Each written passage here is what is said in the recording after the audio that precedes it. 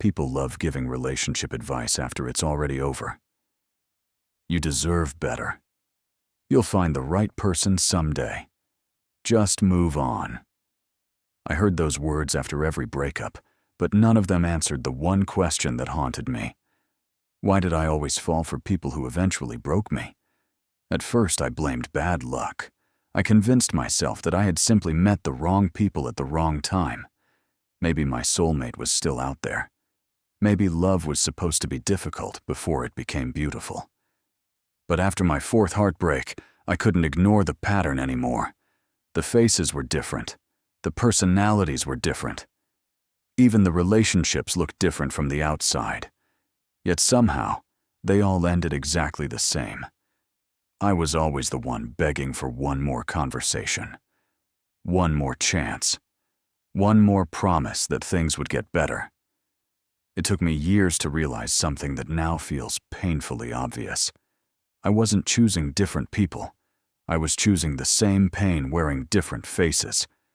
The first person I truly loved was everything I thought I wanted. Confident, funny, mysterious. They weren't the kind of person who constantly showered me with affection. Instead, they gave me just enough attention to keep me hoping for more. One day, they would text me good morning before I even woke up.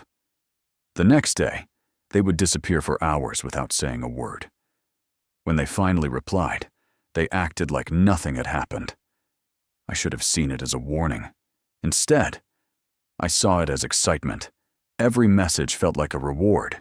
Every compliment felt earned. Every time they chose me, I felt special. I didn't realize that love wasn't making me feel secure. It was making me anxious. Without noticing it, my entire mood became controlled by someone else's attention. If they were happy, I felt alive. If they were distant, I spent the entire day wondering what I had done wrong. I'd replay conversations in my head while trying to fall asleep. Maybe I talk too much. Maybe they think I'm boring. Maybe I shouldn't have said that. I became an expert at blaming myself. And somehow, that felt normal.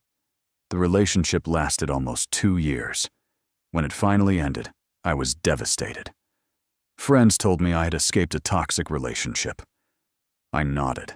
I agreed with them.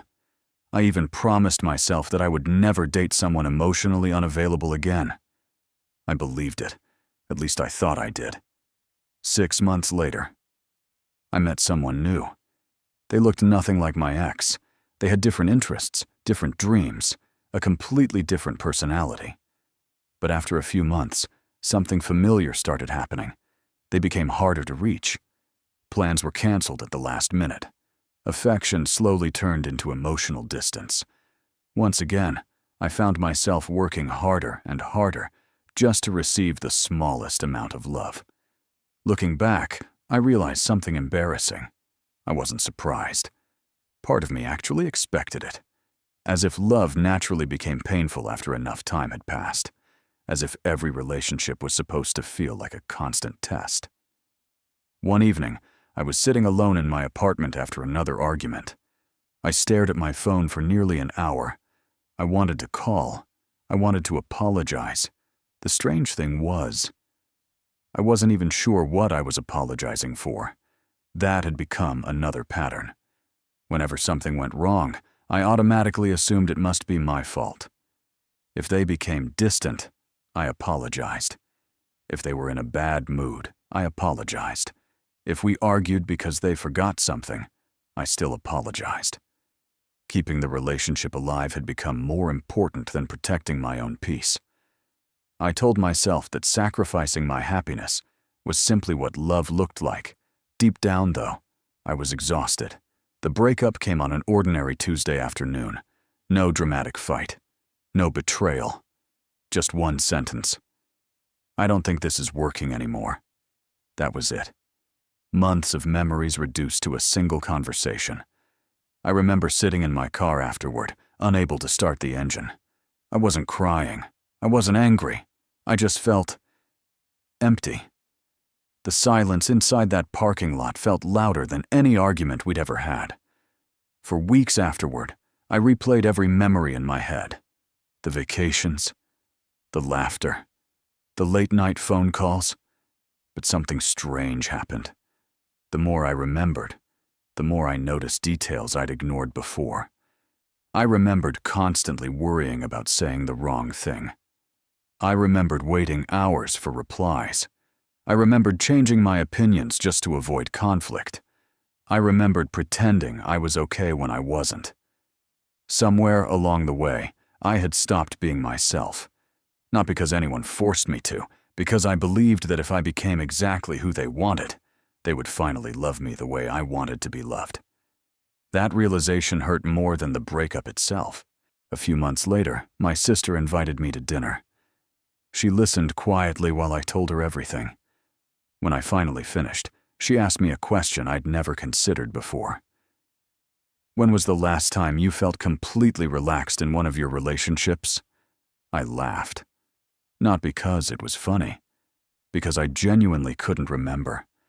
Every relationship I had, ever called love, felt like an emotional roller coaster.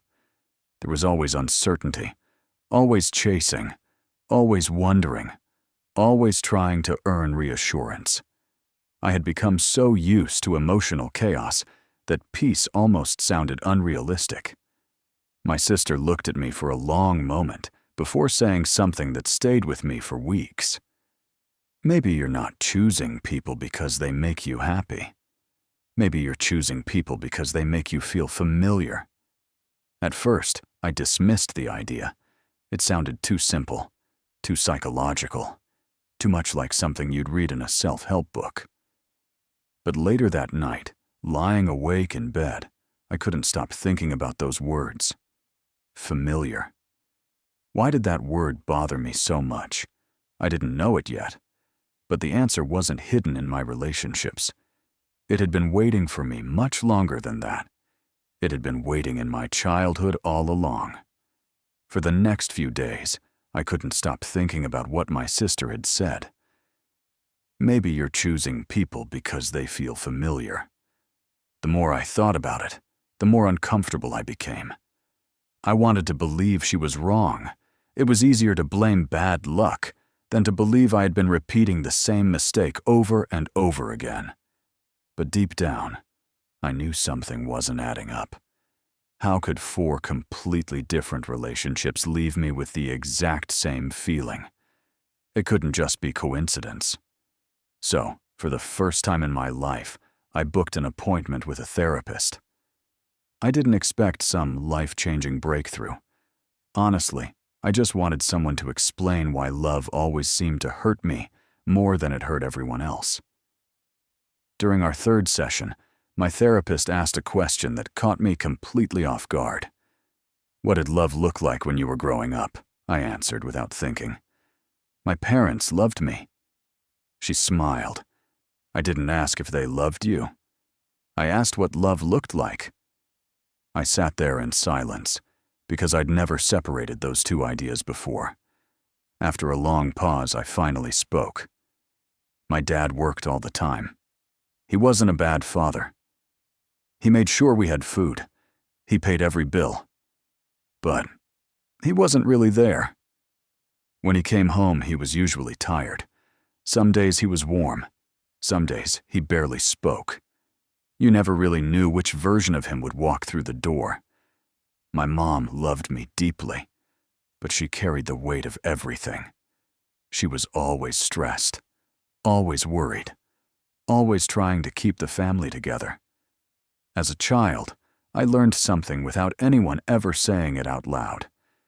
If I wanted attention, I had to earn it. If I wanted praise, I had to deserve it.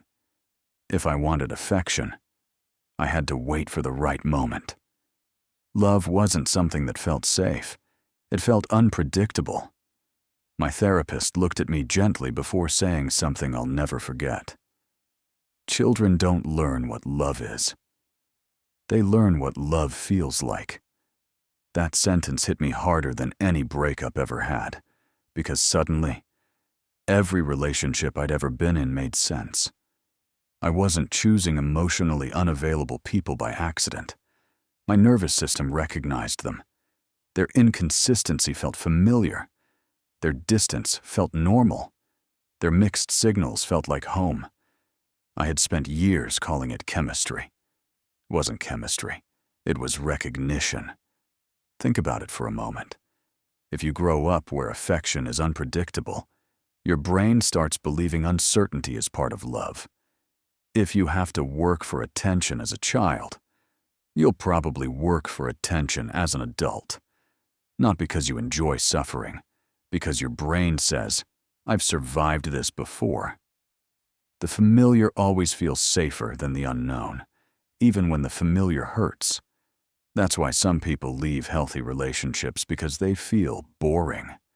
It's not that healthy love lacks passion. It's that peace feels unfamiliar to a nervous system raised in chaos. For years, I thought butterflies in my stomach meant I had met the right person. Now I understand something different. Sometimes those butterflies aren't excitement. Sometimes they're anxiety wearing a beautiful disguise. A few months later, I met someone new. They were kind, consistent. If they said they'd call at 7, my phone rang at 7. If they were upset, they told me instead of disappearing. If I shared something vulnerable, they listened instead of making me feel dramatic. And do you know what scared me most?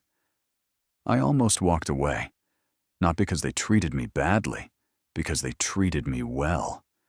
Everything felt quiet. There were no emotional highs, no desperate lows, no guessing games, no sleepless nights wondering if they still loved me. Part of me kept waiting for the chaos to begin. It never did. One evening, I caught myself thinking, maybe there's no spark. Then I stopped, because I finally understood what my brain was doing. For years, I had confused emotional instability with passion. I had mistaken anxiety for attraction. I had called survival love. That realization changed everything. Healing wasn't dramatic. There wasn't one magical morning where I woke up completely different. It happened in hundreds of tiny moments. I stopped sending double texts to people who clearly didn't want to reply. I stopped making excuses for disrespect. I stopped believing potential was more important than reality. Most importantly, I stopped trying to convince people to choose me. That was the hardest lesson of all. When someone truly wants to be in your life, you don't have to audition for the role. Love isn't supposed to feel like a job interview you never pass. Something else changed, too. I started paying attention to myself, not just to the people I dated. Whenever I felt an overwhelming attraction to someone emotionally unavailable, I paused. Instead of asking, "Why do I want them?" I asked, "What does this feeling remind me of?" The answer was almost always the same. It reminded me of being a child, waiting for approval, waiting to feel chosen, waiting to feel enough. Once I understood that, the spell slowly began to break, because I realized I wasn't chasing them. I was chasing a childhood need that no relationship could ever fully heal. That healing had to come from me. Today, people sometimes ask me what the biggest difference is between my old relationships and the one I have now. The answer surprises them. It's not that we never argue. It's not that everything is perfect.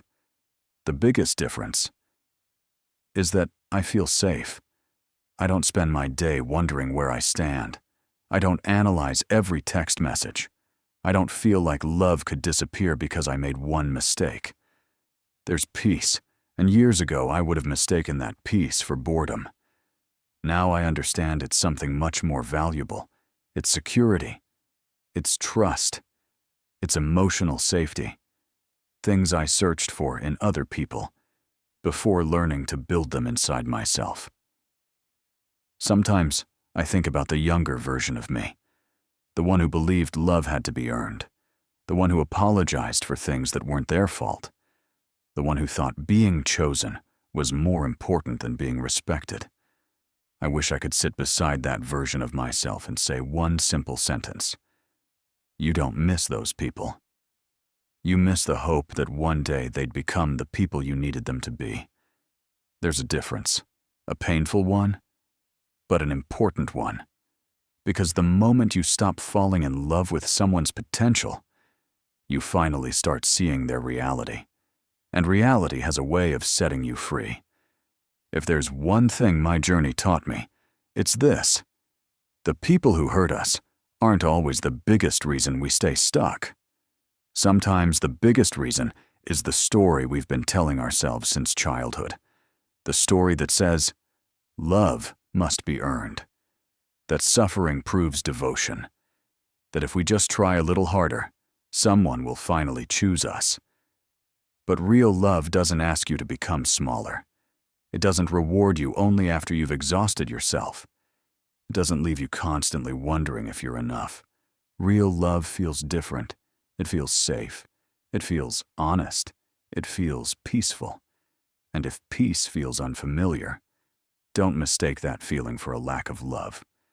Sometimes, peace feels strange simply because chaos has been your home for far too long. The day I understood that, I didn't just change the people I dated. I changed the way I understood love itself. And for the first time in my life, coming home no longer meant returning to pain. It meant finally finding peace.